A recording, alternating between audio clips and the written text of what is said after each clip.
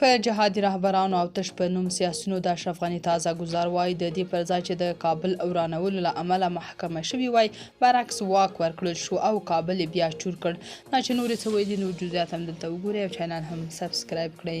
د افغانستان د وروستي جمهوري دولت پخوانی ولسمشر محمد اشرف غني وایي چې د شیرپور او وزیر اکبر خان ځمکې د څو بدنامو کسانو لخوا ویشل شوي دي او باید اسناد وکتل شي. نوموړي د چا نوم نه دی اخیستی خو د شیرپور ځمکه د پخواني ولسمشر حامد کرزي د واکمنۍ پر مهال ویشل شوې ده. د مخکني جمهوري دولت وروستي ولسمشر د خپلو غږیزو پادکاسټونو په لړ کې ویلي چې د کابل یو شمېر سیمې د زورواکانو لخوا غصب شوي دي او همداراز ځینې ودانۍ بې پلانه جوړې شوي دي. اشرف غني زیاتوي چې د کابل باغونه، پارکونه او شنې سیمې له منځه تللي او پر وزیر اکبر خان پارک سربیره د زرنګار پارک ځمکې هم غصب شوي دي. هغه وویل د کورنیو چارو نوی وزارت په داسې ځمکه کې جوړ شوی چې د چاپیریال له مخې دا مطلق کفر دی.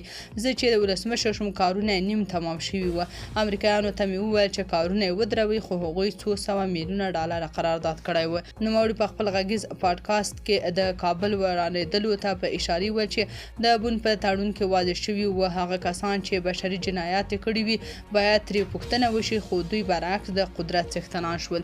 هغه ویل د ویګر په نامه د ریګن د ولسمشرۍ پر مهال د CIA یو مسؤل چې له مجاهدینو سره کار کاوه ویلي و چې 200 نفره یې تربیه کړل چې کابل تخریب کړي او له منځه یوسي.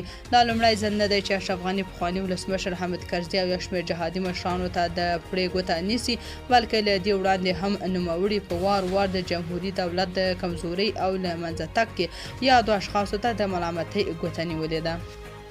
تاسو په دې اړه څه نظر لرئ؟ کومنټ کې شریک او چینل هم سبسکرایب کړئ.